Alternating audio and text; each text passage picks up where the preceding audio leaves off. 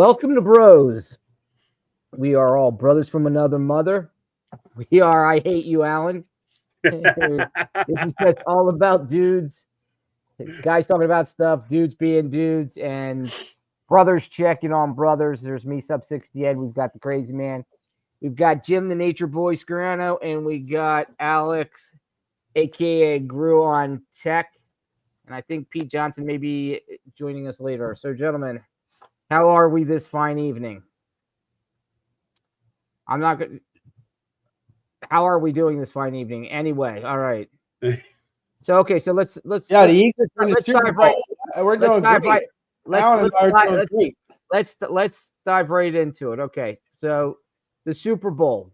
So, in my opinion, and we can discuss this, whoever has the best set of referees that they bring with them to help them win the game That'd be will win the Super Bowl because the Eagles brought their set to play Washington. And Washington helped them. And Kansas City obviously always has their referees in the back pocket. Therefore, whoever has the best set of officials. You guys agree? Sounds like you agree. I mean, the referees for the Eagles didn't get suspended. It doesn't matter if they got suspended or not. Saquon Barkley literally mugged Frankie Louvu on that fourth down play. That would have changed everything. What are you talking about? Mugged them. I'm just seriously trying to figure out. I'm trying to figure out who's going to have the best set of referees. What did the refs do to cause Saquon to break off like huge runs, including the first play of the that mind, and you didn't pay, and they didn't help you paste 55 on us. So I mean, actually, all things being said, even if you take away those plays that were questionable, we still got pasted for 55. I thought, it was a great season for the Reds. It's the Commanders. The ownership has come out and said it's the Commanders. They're not changing it. And definitely they were the Cinderella team. I mean, definitely. Yeah, for sure. And if you also go by the logo of the conspiracy theory of the logo of the Super Bowl colors, always goes to the team that wears those wins. So it looks like it could be KC. If you go back in history, there's only been 4 or 5 teams that have won the Super Bowl that did not have the colors of that the Super Bowl. What do you mean? So if you look at the logo, like this current logo is all red. There's supposedly a conspiracy theory on that stating that if you go back in history, every winning Super Bowl, that team has won the Super Bowl. Really? Wow. Well, I think we lost to Philadelphia because the Rocky statue curse is in full effect. I even told you that one. For those three people watching, we got 3. Nice. For the 3 people watching, if you're not familiar with the Rocky statue curse, 5 past teams have put their team's jersey, paraphernalia, colors on the Rocky statue in front of the Philadelphia Art Museum, and they've proceeded to lose. The Washington fans did the same thing, and I had a friend of mine from St. Joe's tell me beforehand, "Hello, Gloria. Thank you for being one of our 3." All right. Hey, Gloria. Hey. Hopefully Jim told you the check's in the mail. So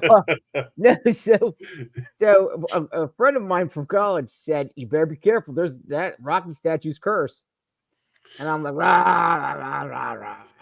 And then I had to go eat crow the next day. I'm like, you know what? I'm a true believer. And, it's like, and actually, so I saw somebody posted a picture of all 5 Rocky statues with the different teams' colors and the scores underneath them. Go Birds. Well, Jim, what's the feeling in the that whole area is like, is it all? I know you're in Jersey. Yeah. So I mean, What are you talking? I mean, what's I'm going not. on? I'm a fan, but as I've said before, I'm not fanatical. Thank you, Margaret. Hey, Please, Margaret. appreciate you watching. And I've always been. I would hold off. I would hold that check for a couple days, Gloria. Once you receive it, yeah, I'll let Jim know when you can cash it. I'll remind you, Gloria, that you and I are from the same mother. But so I am like a lot of Philadelphia fans, and I don't know where Alan stands on this, but we're always like very skeptical and concerned. I've seen more confidence from fans coming into this game than I ever can remember. Like they really feel like this is the year that we're going to take down Kansas City. We feel like we had the game 2 years ago in that Super Bowl, and I'm not a guy to blame games on refs like you are, Ed, and refereeing sure didn't come into that game, but I think the condition of the field definitely had an impact on the last Super Bowl that the Eagles played in when they played the Chiefs. We couldn't really get a pass rush. I think we're going to get after Mahomes. And quite honestly, like our roster is just from top to bottom is better. Now, that being said, like hold on. Yeah, you should be nervous. You may want have Jim Venmo you the money. Yeah, Gloria doesn't do Venmo. You maybe want to cash out there, Gloria. Gloria's old school. She don't do Venmo. Yeah, she doesn't. Yeah, I don't know. Can you catch a check for 50 cents? Yeah, exactly. But I think a lot of the analysts are saying it's going to come down to Hurts versus Mahomes and the two head coaches and the difference that they can make. So we'll see. I'm confident though. I'm looking forward to it. I'm just looking forward to going back to my neighbor's house for the third week in a row and eating some really good food. We got a really good menu lined up. Mm-hmm. And what are you going to be eating? Well, we're going to eat some local Charlie's wings from Charlie's. Okay. We're going to have a sub tray. I will probably make hot crab dip and man, a salad. Right. And I think somebody's bringing a big tomato pie. You know what tomato pie is, right? Hold on, go back to the crab dip. So explain.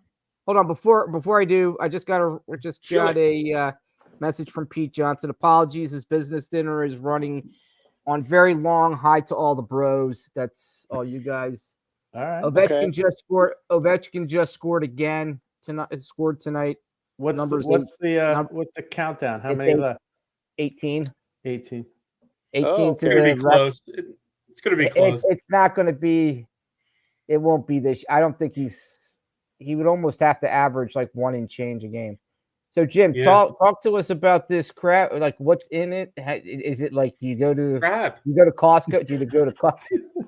Oh, no shit. So what do you do? So it's okay. So smart ass. We're in the middle. We're in winter, and it's not crab season. I know that. So what is? So you go to the supermarket, get one of those cans. The cans of jumbo lump crab meat, Time out. Stop. Huh? Are you telling me somebody in Jersey that's right off the water goes and gets canned crab meat? In February, yes, you do. I thought you guys would freeze it or something. Okay. No. Yeah, okay. I could dig up some clams. And I actually thought about it, but as you know, Ed and others, I'm always nursing some form of injury. So I got an ankle issue right now, and I don't know if I can get in the water and dig up clams on Friday. Okay, here. It would actually be good for it. Thank you, Gloria. We covered that. Yeah, it has crab in it. Exactly. I make my Super Bowl chili. Ooh. All right, so what else is in your crab dip? So there's crab. Hot crab dip usually has cream cheese, cheese like cheddar cheese or something like that. Usually there's Worcestershire. You could put Old Bay in it. There's a number of different recipes out there. Some has sour cream, some has mayo in it. and you mix it all up and you just bake it in the oven. I like to put some like breadcrumb on the top to give it a little bit of a crust on top. Like you said, there's different recipes. Like, is there one recipe that you stick with that's kind of that you've kind of tweaked and it's kind of got the Jim Scarano? No. My wife gets very mad at me because I literally, like, each time I do it, and I've done it a bunch of times, I'll literally go to my phone and I'll Google, hot crab dip, and then I'll just look at the first three. And I do that. Yeah. Do that. And she's like, you have to make it exactly like you did last time. And I was like, I don't remember which recipe I used. Yeah. So. Good. So what do you eat? So what's the so you have the crab dip. So what is your usually accoutrement that you eat it with? Like, what do you use, like scoops? Do you use Doritos? Do you get pieces of like bread, and what do you usually do? I do like to dip tortilla chips in it, but usually some crackers, like different kinds of crackers. Okay. Like, I usually put out like a chip and then like two different kinds of crackers, and let people decide what they want to dig in with. I don't usually do bread because usually there's always other bread on the menu. Right. Yeah. Well, that sounds really, Jim. That sounds really, really good. Mm-hmm. Now I want to hear. Now I want to hear about Alan's chili. I guess this is turning into the Bros Super Bowl food episode. It's I make the chili every year. Is it called Hormel out of a can? Oh. Come on, Ed. The Eagle's gonna pick you up and drop you. There you go. Yeah, the Eagle's the Eagle's not gonna pick me up and drop me. The Eagle's just gonna fly me away, and it's gonna be like, the Eagle. I gotta always be careful when I'm not even gonna go there. Birds of prey running around. I gotta be careful. I use basically the same recipe that I make mine by taste, but normally it all has the same stuff. Okay. I use my own seasoning. So I'll mix my own seasoning. I don't really buy the pre-made chili stuff. So I'll use green peppers. Like what's in your seasoning? Like what would you don't have to give away any family secrets or anything, but chili powder, salt, pepper, chili flakes, chili powder, some other seasonings as well. Then you have like 4 different types of peppers. Nice. Kidney beans. Will you jalapenos in your? Will you like jalapenos? I used to, and what it used to be was I used to call it a 3-day chili because I would actually have stay with you for 3 days afterwards. No, actually, I'd have it simmering on the stove for 3 days with huge jalapenos in there. Oh, then the day of the Super Bowl, I would slice those open and let everything flow in. One of the things I also put in is black olives. Okay. Most people don't like it, but my daughter loves them. We would make it when she was little, and she goes, "Well, let's throw this in and this." I said, "We can try it, but it won't work. I've been doing this for a long time." But yeah, she definitely loves that. I used to make my own homemade jalapeno cornbread as well. Ooh. Oh, that sounds good. That sounds really good. So what do you, is that you, Jim, making noise? Yeah, clicking on the mic or something, or what the? I was trying to turn up my volume. Yeah, wrong side, bro. That was the microphone as everybody's screeching their ears. You don't have to use that. Use your hearing aids. I know this one's not working right. It's like, is it that or the? It's the operator. Can you hear me? Yes. Yes. All right. I'm sorry. No, you're fine. Alex, what time does Super Bowl come on for you? 2:00, 3:00? It's 3:30. Pacific time. See, I would love that. They're 3 hours behind us. Yeah. I would love that. Yeah. In fact, I got a question for everybody. Yes. Okay. Is that all right, Ed? Yeah, go ahead. No, go ahead. Yeah, go ahead. Yeah, you don't have to. So I'm not in charge, Jim. You're the co-host. Oh, okay. We've already assumed, right? Damn, I keep forgetting to put that in my. Anyway, I know this question has been thrown out probably before in other groups and that sort of thing, but if you had it your way, would you vote to have the Super Bowl on Saturday instead of Sunday? No, I can't. I would if it's me, no, because No. you're a traditionalist. I'm a traditionalist. When it, there's just some things that have like Super Bowl Sunday. It's just If I had a vote, I would say let's play it in the outside. Let's play it in the north. Let's play it in the cold. Yes. Yeah. If you that really want I to would be, say, I want to see. that. I want to see them play in the snow. I Right. Like in mean, Green Bay? we all know why they're doing it. It's because they make all the money down in the warmer Well, climates and so people forth. because the people who are paying the big money to go to these things don't want to be in the cold, Alan. It's But how do course. you decide what like when it's going to be outside in the cold? Like which you just but it won't rotate be. It around, has or- to be. It has to be in a dome stadium if it's in a cold weather. It's in the area. dome or it's in the south. I mean, Yeah. it may rain in the outside, but I mean, if it's in Mhm. Tampa or somewhere, it'll rain. It could rain, but That's other why. than that, That's why I think the next stadium that's built here in the area will be a dome stadium because I know he'll try to get the Super Bowl to come to this area. Hmm. What about you, Alan? Would you move it to Saturday or no? nah. That's No. I meant Alex. Would I you- meant Alex. Sorry. I mean, I don't really care as much as you guys do. I mean, I would watch it on Saturday as well as on Sunday, but I guess tradition and more people would still want to have it on Sunday because that's how it's been for the last 100 years. Well, would you like to see it go with like the best out of 7? I mean, look at the playoffs for the Stanley Cup, NBA, baseball. They're like 7 games. it's too violent as a sport. Actually, did you hear that they're already the owners want to go to an 18 game season now? They're pushing for an 18 game season. How many we play now? 17. 17. And that was expanded from 16 or Right. what? So it's Right. I mean, each game is more money, but what you end up doing, it lengthens the season. It puts more abuse on the body. The collective. I would only like that if they eliminated the preseason. Totally. Yeah, I think. Yeah, I agree. They would, but they would. Yeah. Maybe- Eliminate it totally.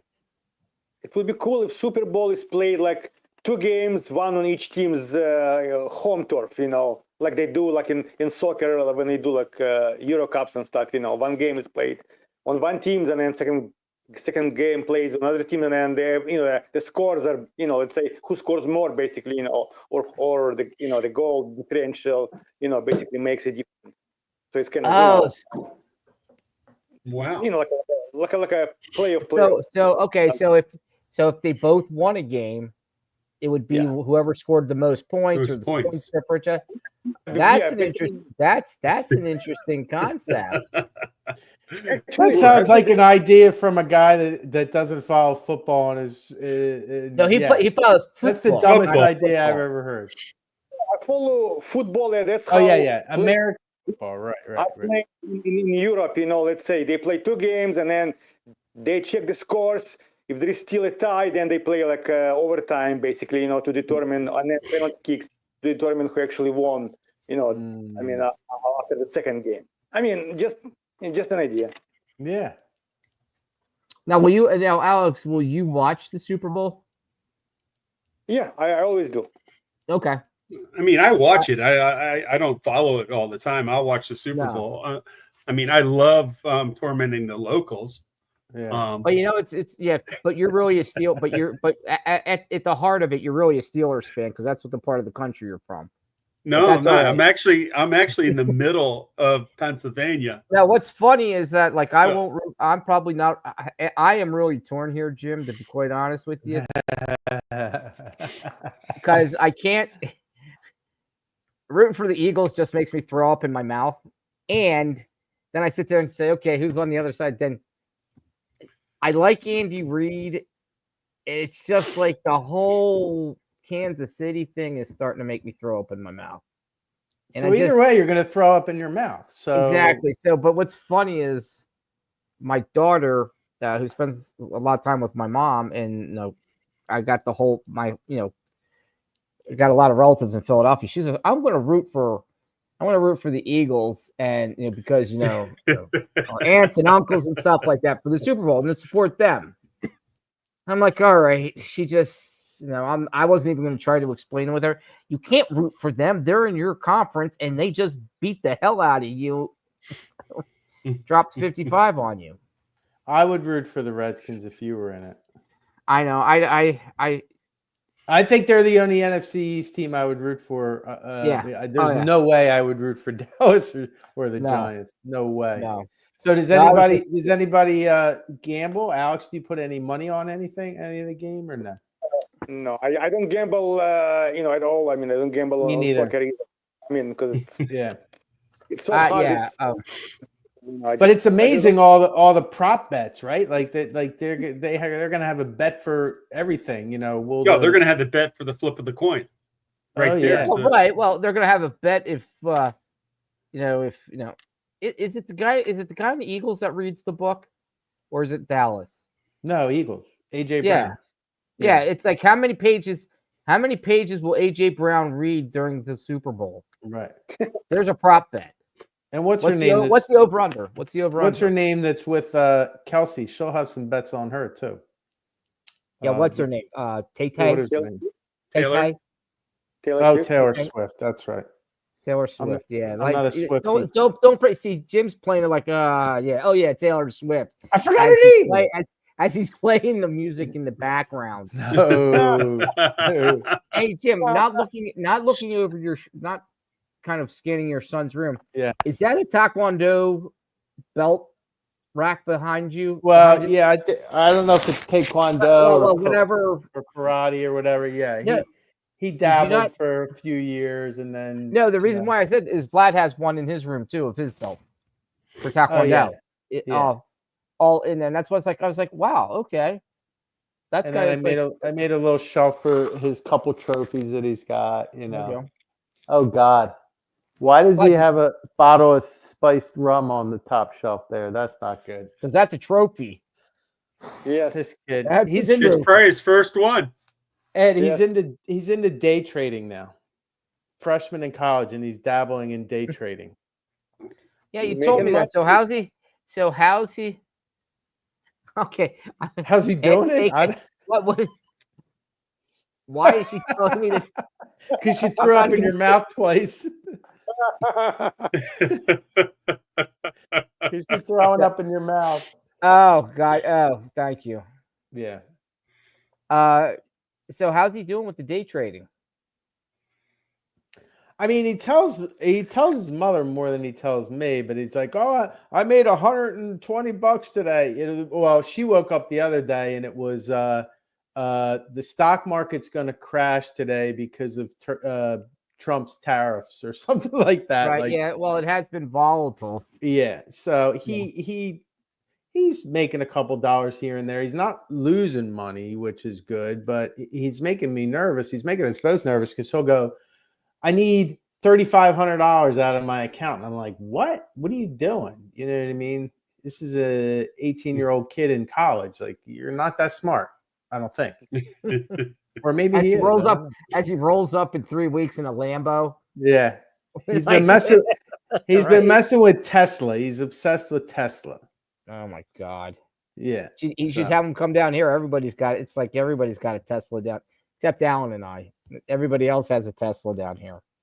Crazy. Yeah. Actually, what's actually starting to pop up is those the Tesla SUVs, those things that are god awful. The Cybertrucks. Cybertrucks, yeah. Yeah, you've been definitely seeing them more. I mean, is that a Tesla? Symbols. Yeah. Yeah, the Cybertrucks. Cybertruck. Oh God, they're hideous.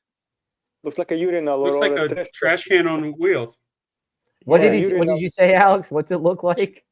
Like a urinal, in a mall, like a cheap urinal. A urinal. Yeah. It reminds me of something from, what was the Mel Gibson movie from the 80s?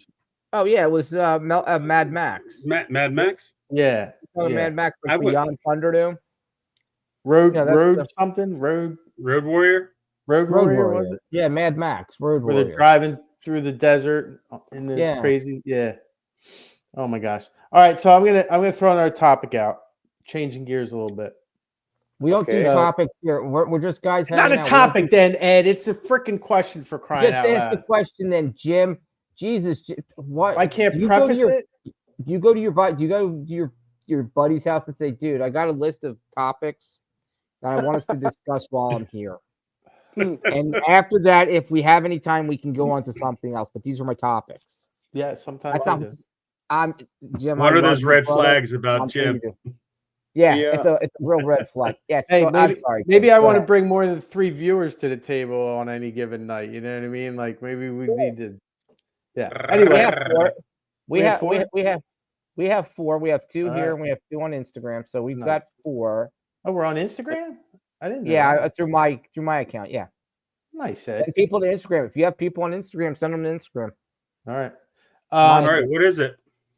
So I'm just curious to know how you would handle, like, say you have a colleague or more than one colleague, and they Can I things that- pretend since I'm out of work right now? Can I just kind of pretend? Yeah, that yeah, way? absolutely. You can go on past history if you want. Okay, pass this. And the colleagues like don't really do things the way you would do them and the way you think they should be done. Like, do you have those hard conversations with those colleagues, or do you just let them be? And Are they getting the work done? Is it legit? Yeah. It's hard because in the educational world, like, how do you determine whether work gets done? Oh, I mean, like, some of it gets done wrong, I feel like. well, Or not how I would feel do right. the work. Well, how you might do it, but if your superiors accept it, it is what it is. As long as you don't get blamed for it. Yeah. You just I was gonna CYA. say, yeah. Like, do you have are they your you could say, hey, Joe,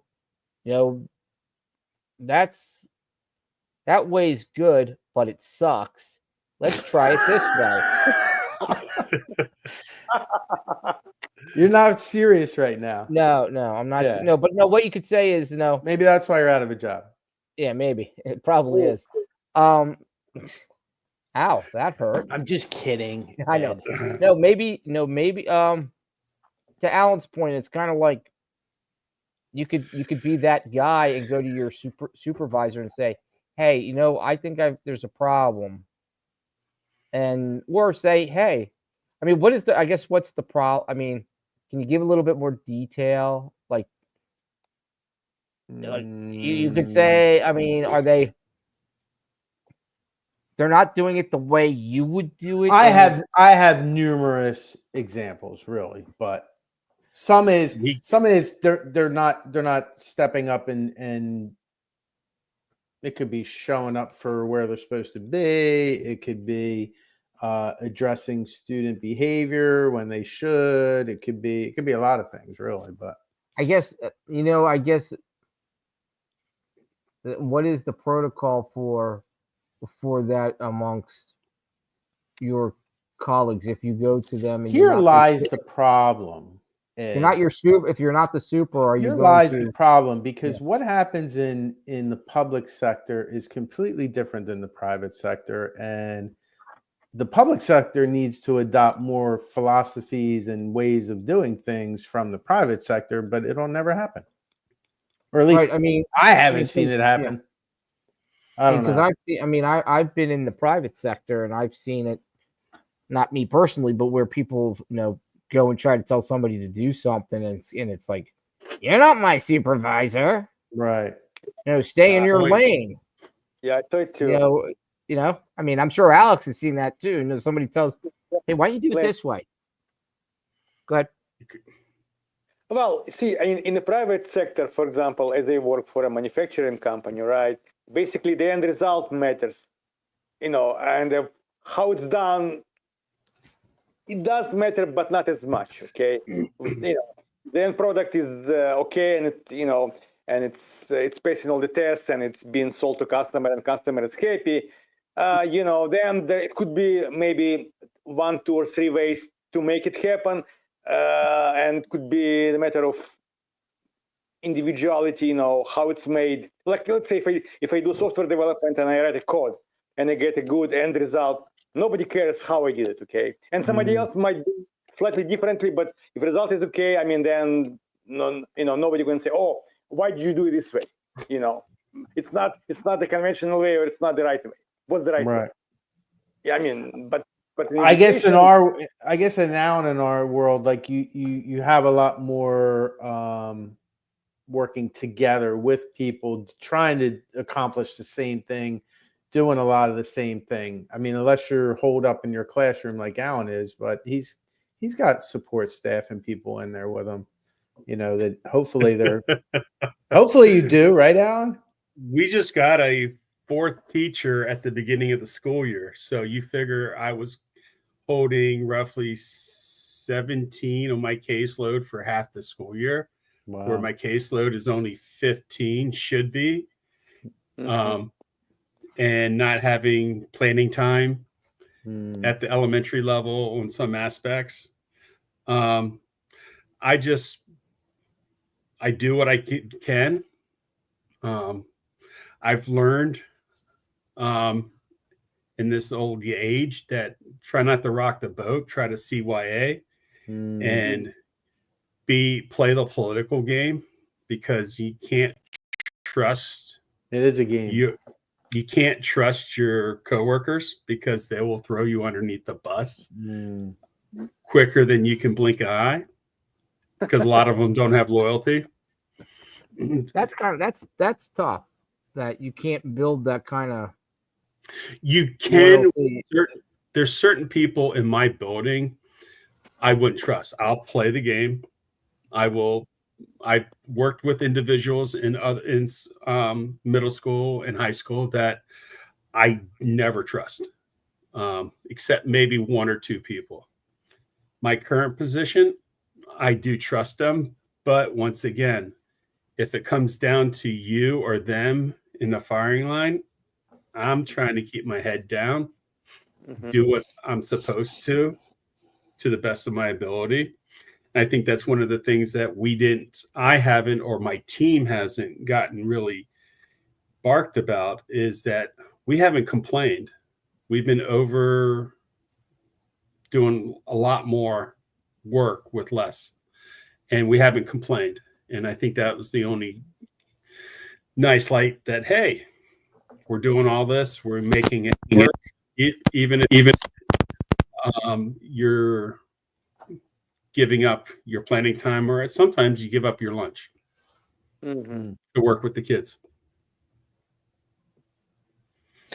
I guess it goes back to that old adage, you can only control your words and actions. So yeah, do your best. And like you said, I mean, if it's affecting students, then I would have the students go to whoever that supervisor is or superior and say, hey, I've gone to this person, I'm not getting anything happening, and have the students throw them under the bus versus you.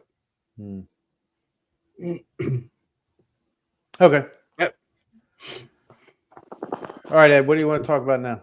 So Jim, what we're saying is you're to go up to your person and say, dude or dudette, male or female, and say, hey, get your shit together, do it the right way. We're here for the kids. Don't make me have to say it again. So that's what you do, man. That's what you do.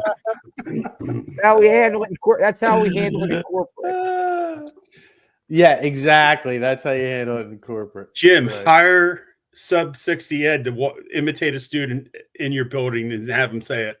I would love Ed. I would love Ed to be our principal or superintendent. That's what I would like. There you go. That's what I need to see. That's what I need to be. That's what I need to. We could reenact what was the movie with actually it was based on a true story, right? The African American principal. He was great. What was his name? Joe.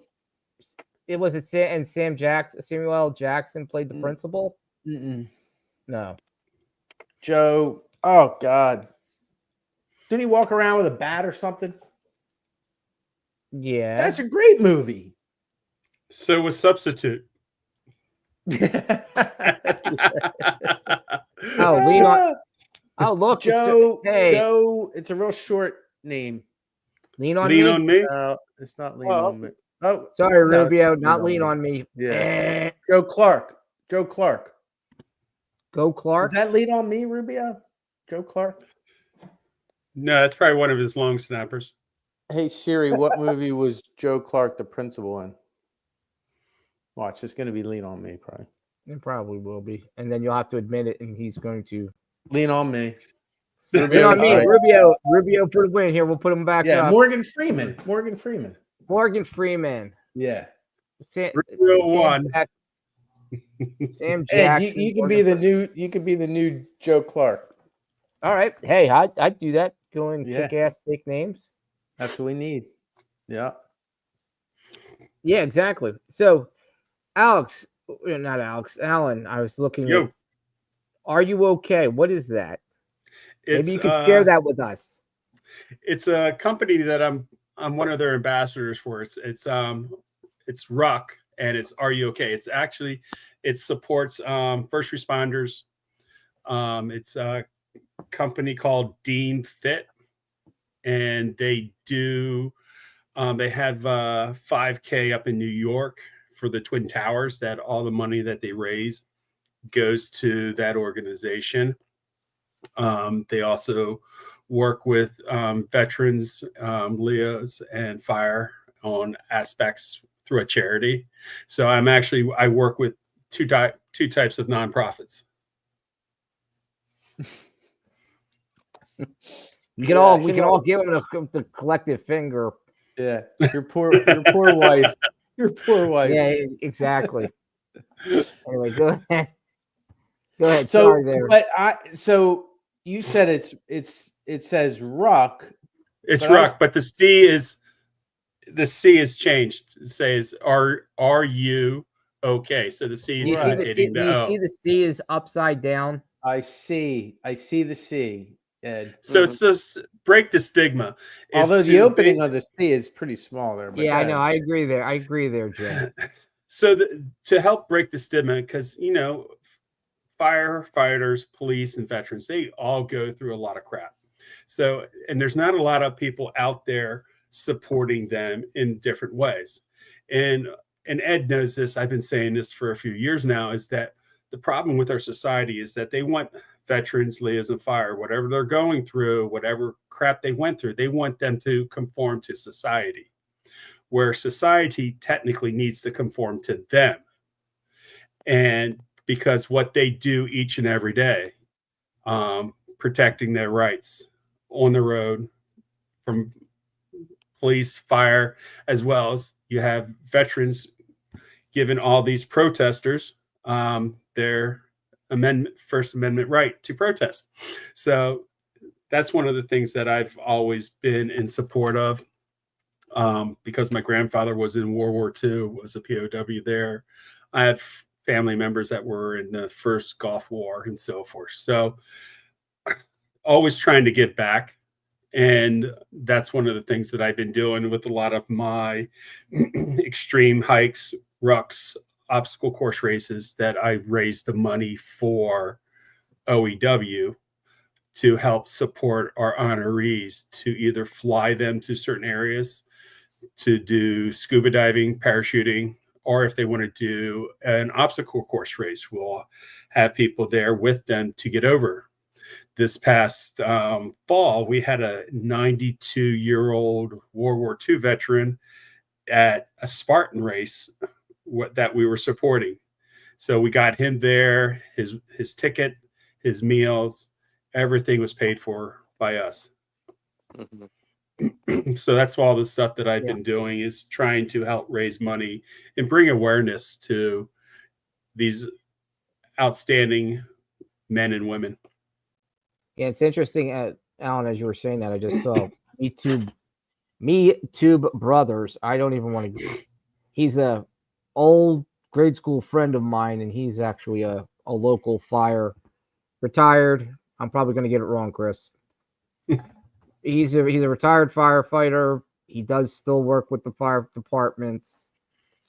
I'm sure I'm sure he will correct me here in a minute. Actually, you know what? I was actually there was actually Jim. There was something else other as Alan was talking or Crazy Man was talking. I have a question. I have something for Alex that I've been curious. All right. We have Alex and I have a mutual friend whose name is Marco Becker. He grew up in East Berlin. I worked with Marco for 10 plus, probably 12 years. Alex was a customer of ours.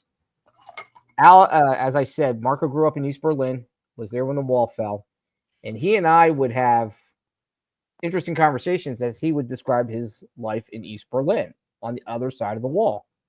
And he goes, we had a great life. We had plenty of food. We had this, that, and the other thing. It was good. We'd get care packages like people thought we had nothing. Now, granted, we didn't have freedoms to be able to speak out against the government and things like that, but we had plenty of food. We had, we vacationed on the Black Sea and things like that. And I guess what I was curious with you is, we had this perception of the old Soviet Union. What was it like growing up in the Ukraine? Okay. And when we were doing that, or Soviet era. Countries of former Warsaw. I mean, although they were kind of all roughly called, had like a socialism, if you will, quote unquote. No, not a real one, but a made up one. But not all the countries had the same lifestyle or level of life. Okay, for example, East Germany, in that regard, East Germany, Yugoslavia, and if I'm not mistaken, Hungary had a better life, as far as availability of food and clothes and freedom to travel and and work outside of their respective countries, compared to like Soviet Union and, for example, Bulgaria, where Romania were like probably the poorest, in that regard. Poland was kind of in the middle, basically. And in Soviet Union, back in those days, we didn't have, back in those days, if you wanted to travel outside of the Soviet Union, you had to have a special permission from like a KGB, communist leadership and stuff. And it was still easier to travel to the Eastern Bloc countries than to travel to like Western Bloc countries, to capitalist countries. And people who did travel to, like, for example, East Germany or Yugoslavia or Hungary, for example, they would always say that the life that people live there, they have more stuff, access to various things that we didn't have it. In Soviet Union, basically, if you lived in Moscow or St. Petersburg, you pretty much had more stuff available to you compared to places outside, of those two big cities, because both of those cities were, I call them screensaver. So basically, if you're a foreigner and you're arriving to the Soviet Union, they would basically, you arrive to Moscow or you arrive into St. Petersburg, and they would take you to all those old great palaces and museums that were built way before Bolsheviks and stuff, by foreigners who were employed by the Russian czars to make, basically to make Russia look better than it was before. So if you in Moscow, in center of Moscow, life looks better. If you travel 20 miles each way, it looks like 18th century. It still does. I was going to say when we went through there. I was going to say it still does. If you're in the main cities, it's great, like Ekaterinburg, Moscow, and so on. But the smaller cities are still rustic. They're very rustic. Very rustic. You still have outhouses even now. Imagine if you have an outhouse in the winter, like in Siberia. It's not fun. Freeze your ass off. I mean, basically, I remember, I was a teenager when Gorbachev took power, and the whole openness and perestroika came about and whatnot. And and basically, when I was a teenager and stuck, on my like early teens and late teens, I remember we had shortages with all kind of stuff. It would be shortage of butter, shortage of clothes, shortage of, because again, when government is in charge of all of it, okay, from making socks to making winter coats to producing food, it's all collective, okay. So which means no one's in charge, okay, and that's why I'm not sure. Maybe East Germany was slightly better run because it was maybe a smaller country, and Germans are more like I guess I don't know, maybe more disciplined, if you will, as far as doing stuff even during socialism. But Soviet Union was like, it was a big mess. I remember, like, let's say if you have some kind of a holiday or a birthday and you want to create like some kind of better atmosphere for you, maybe look for some food, look for some supplies. It usually takes you days to get stuff, if not weeks, to have some special dish that you cannot have every day because various ingredients are not readily available. Okay, no candles on the birthday cake. Well, we had some candles, I guess, but it was like I'm just so it was. I remember like in early 80s when we had a shortage of butter. Okay, it was a big article in a government-run health magazine saying, "Oh, butter is poison. Use margarine." Okay, for example. Okay, use margarine. Or it was a joke. During the shortage of butter, the communist leaders, they summoned the best scientists and they gave them money and the lab and say, "Hey, here's the money, here's the lab. You have a year to make shit out of butter." Okay. A year passed and they sent a delegation to that lab, trying to see, the results. And they said, hey, you scientists, we gave you the best equipment, we gave you all the money, we gave you all the benefits. So, and we're expecting results. Okay, can you report back to us? And the chief scientist said, well, there is a small progress. It looks like butter, but still smells like shit. I have a couple questions for you, Alex.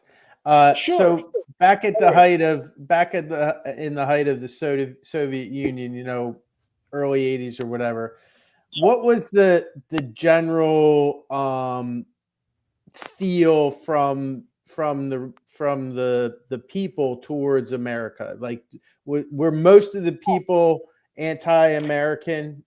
No, actually, the official propaganda was anti-West, anti-America, anti-capitalism. Right. Always showing like some protests on TV.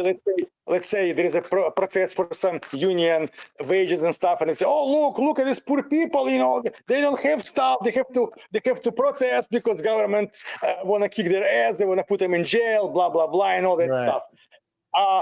But some people were able to listen to those shortwave radios, okay? And they would listen to like Voice of America, Voice of Europe, those so-called prohibited sources of information, okay?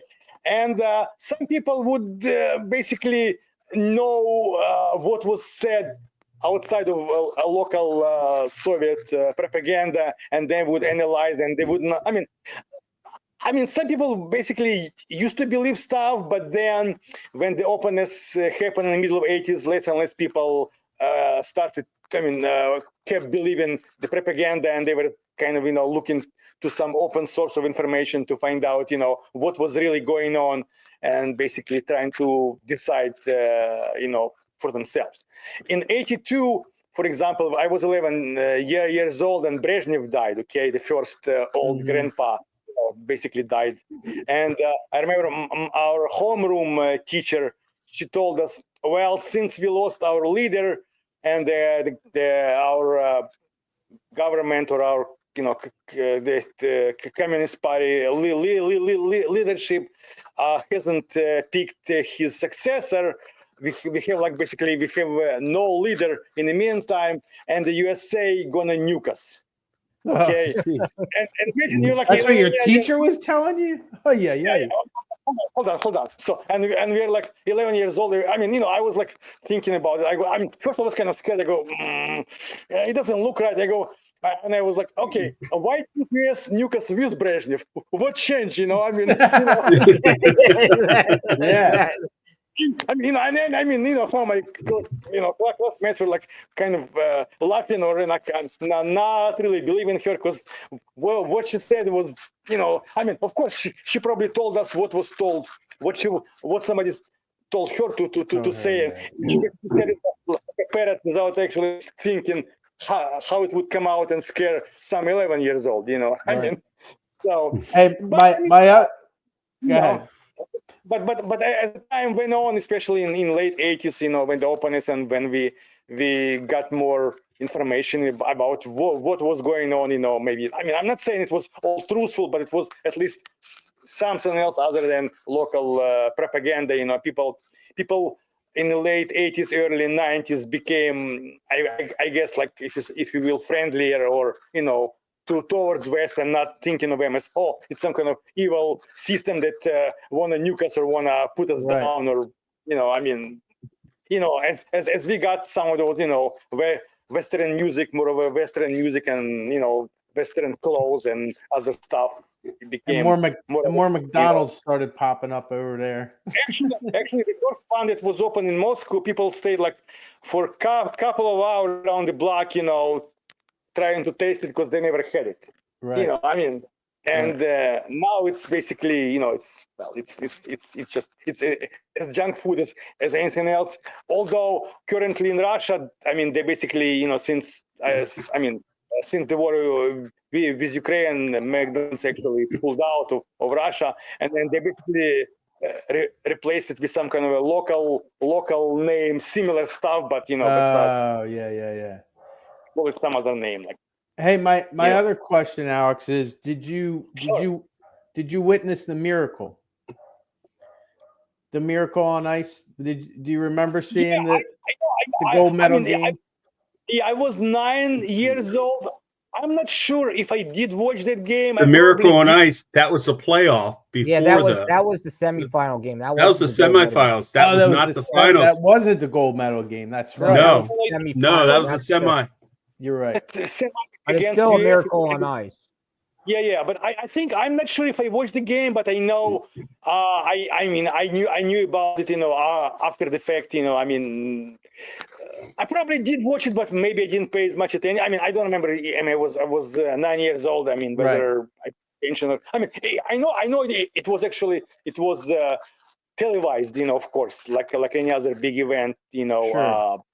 of such magnitude and stuff. And I remember, I mean, when I was in fifth grade, I was like probably 12 or 13 at the time, or sixth grade, and then we had a geography teacher at the time who was amazed that I knew so many names of like American and Canadian cities, and he didn't know, how I knew it, because it was not a part of the book or part of the class. And the way I knew it at the time, NHL teams were coming to Soviet Union to play against Soviet teams. Okay. Okay. And that's how I knew, like, Chicago and Ottawa and Winnipeg, and like basically all those big cities, New York and whatnot. And I always hockey was always like a great sport. It was a lot of politics in it, because the Soviet Union had a great team, and when Soviet Union was like playing against Canada, US, like Finland or Czechoslovakia or Sweden, it was always like, especially playing against the Western,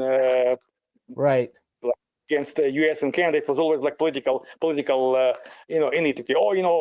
Look, we are better than those capitalists, and stuff. We are better athletes and them, and they don't. I mean, it was always like, back and forth kind of. And I think And I think that the coach of Soviet team who lost in that miracle of ice, he didn't get fired, but he probably got some kind of I don't know, some kind of Oh, I thought they couldn't find him afterwards. No, he had not. He was saying that's before Hillary. That's before the Clintons. He was before the Clintons. I mean, that guy, he still was a coach. I think all the way until the Soviet Union basically collapsed. He was the coach of the main Soviet army team, and he always had the best players at his disposal, because basically all the boys who were supposed to be drafted into the army at 18, right, those who were able to play hockey, instead of running with AK-47, they would play hockey for the army club. Okay, and he always had the best players at his disposal. I mean, and that's why his club was always first, and he was also a coach of Soviet team. And he was regarded to be a great coach, but having all the best players from everywhere. I mean, it was, of course, it was easier. His job was easier to be the great if you don't have basically competition in your league. You have the best. Yeah, they were always, those Russian teams were always good in the 80s. Yeah, and then I remember always strong. Yeah, in late 80s, early 90s, when some of the Soviet players started to defect, right. And they went to the Detroit Red Wings, and they were all on the Red Wings. Yeah. I mean, some of them. Most of them. But I'm saying, I mean, in '98 when the Caps played in their first Stanley Cup, I think it was like I think the 2 or 3 of their lines were all Russian. Mm-hmm. It seemed. I mean, I'm probably exaggerating.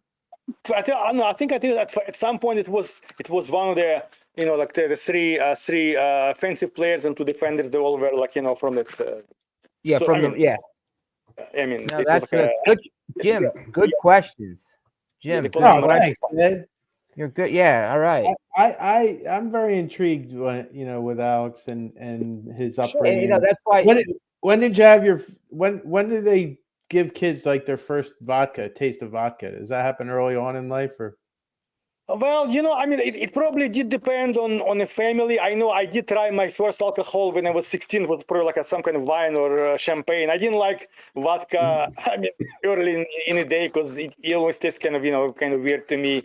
And even now, I don't regard vodka as a great liquor. I mean, it's okay, but there are so many better tasted liquors like tequila and whiskey and etc. So I mean, plus you're a beer guy at heart anyway.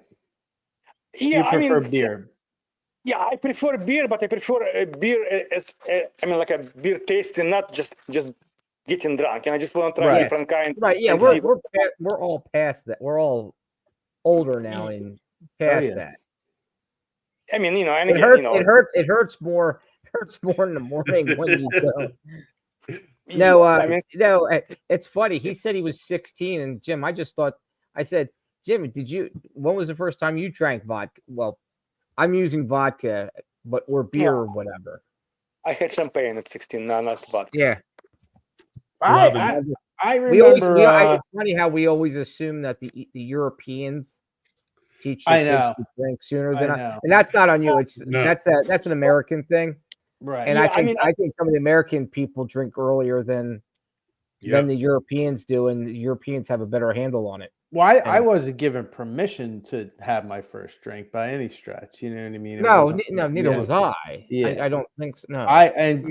If Gloria's still watching, she might be able to. Look, this was Gloria's latest cut. This was. Nice. The second check's now in the mail, Gloria. She probably went to bed. But like, I just remember whenever there was a big family function, like a holiday dinner or something, and my mom had this thing for Asti Spumante, the sparkling. I don't know what it is. Sparkling wine. Sparkling wine. It's wine. It's sparkling wine. It's not a champagne, but no, it's a sparkling wine. Yeah. It's like a bubbly wine. Right. Yeah. So. Yeah. Anytime we were clearing the table and the adults were already off in the other room, floaters So around. you were like from Caddyshack. What's his name? He's going around drinking all the things. Then he puked in the Porsche. Well, And he ran out to puke in the Porsche, right? Yeah. it's Anyway. basically it's the same stuff. Only people in France in Champagne region can call their stuff champagne. That's Right. Right. why it's Yes, called that's true. Good point. or it's called cava in Spain. They make same Right.